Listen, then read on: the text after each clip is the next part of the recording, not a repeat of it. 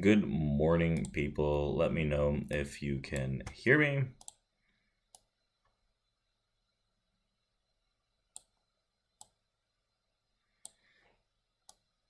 Happy Monday.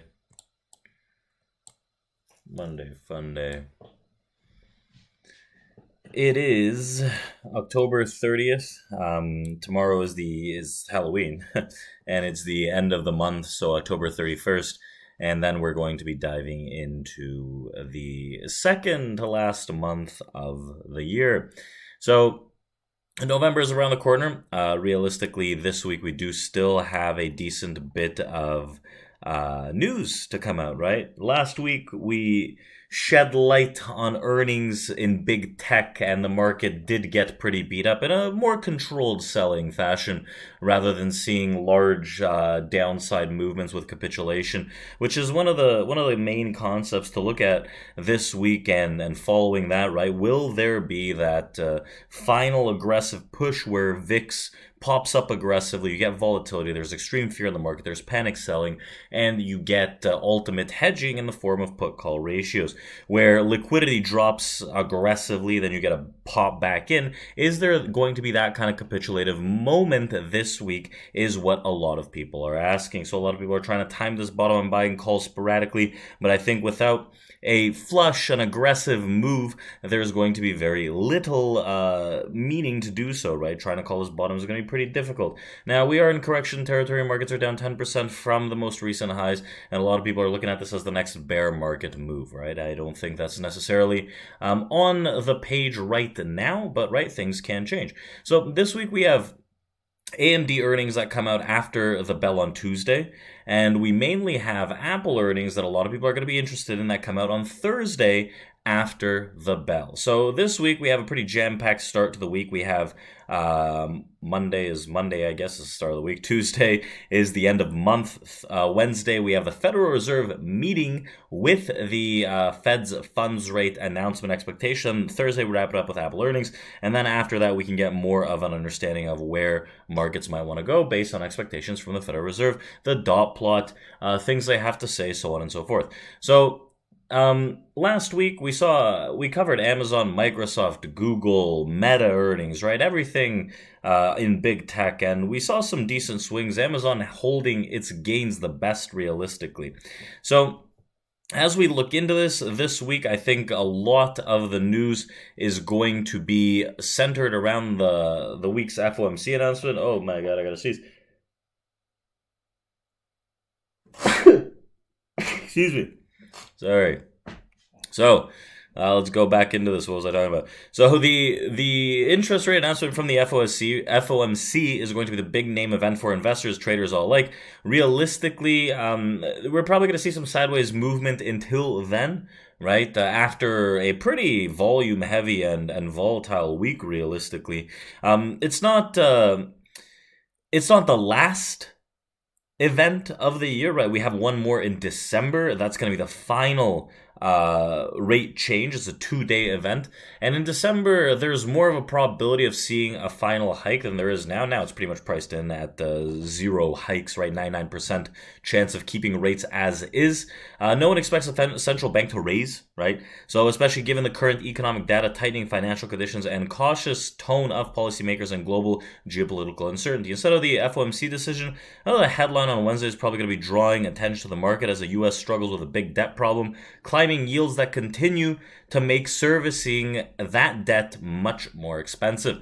So the refunding announcement to satisfy the federal government's borrowing needs, the U.S. Treasury Department sells many types of bonds that span popular 2-year 10-year and 30-year securities, floating rate notes, inflation-linked bonds, and other types of debt with deferring maturities. So every quarter, the Treasury details its menu of debt that it plans on issuing in what is known as the quarterly refunding statement, and investors have recently taken a renewed interest in the announcement given the volatility in the Treasury market and what it means for other sectors of investment in the broader economy.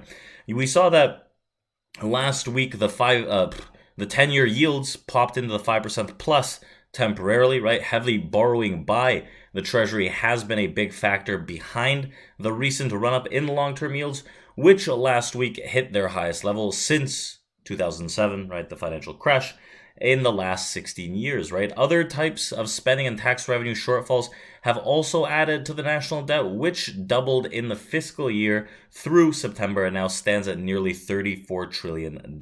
So the Fed's most aggressive tightening of monetary policy in decades has prompted further worries over the amount of borrowing, and Fitch also stripped the U.S. of its AAA sovereign rating before the last Treasury funding announcement in August, citing factors like an expected fiscal deteriorating and growing debt burden. So supply and demand will be in focus during this week's refunding announcement, given recent volatility in the Treasury market. So we'll see how that does pan out. In terms of other news, right, Apple to unveil a new version of its Mac tonight in its Scary Fast event, nod to Halloween. And the segment represents about 10% of Apple's yearly revenue, and the event will likely see refreshed MacBook Pro laptops and iMac desktops with Apple's first M3 3 Nano processors, which are expected to be more powerful than its M2. Apple's Macs have been facing increased competition for performance power in the wake of Qualcomm, new CPU, NVIDIA, ARM-based PC chips, and Apple will post, like I said, its Q4 results on Thursday, the first earnings report since the launch of the iPhone 15, which doesn't seem to be faring very well commercially. So, in terms of other news, right, there's not too much to start this week. Realistically, we're going to be watching for all this news to unveil this week. I think it's going to be pretty interesting. And what we're going to be doing is opening our live trading room very shortly for our traders. I'm just scanning here. Is there any other news to keep in? Not really too much. So we're going to be opening up a live trading room for our traders. You can check out community.tradeproacademy.com for our free Discord room. And next week, what we're going to be doing is a live training for order flow, right? The next few weeks into December, we're going to be doing live trainings for order flow and trading psychology. So if you want more information, check out TradeProAcademy.com. So I'll see you guys there, or you can email support@tradeproacademy.com to see how you can gain access to that. I'll see you guys there. Let's open up our live trading room. Let's do this again tomorrow, and we'll see how this eventful week pans out. This Friday, we also have NFP non-farm payroll reports that come out. I won't be anywhere near a computer on Friday, but we'll be here from Monday to Thursday. So I'll see you guys tomorrow. Let's open up our live trading room, and take care, everyone. Oh, final thoughts. My bad. We usually do a little breakdown of the S&P. So the S&P futures, right? This is going to be important. On Friday, we had this low volume area. We repaired that on the overnight gap. On Sunday, we're actually gapping up, running into a very important level if you're in our free trading room or on Twitter. 41.68 to 72 is a massive resistance where we expect sell, right? So far, holding out very well. It got a nice little nod to the downside. I think that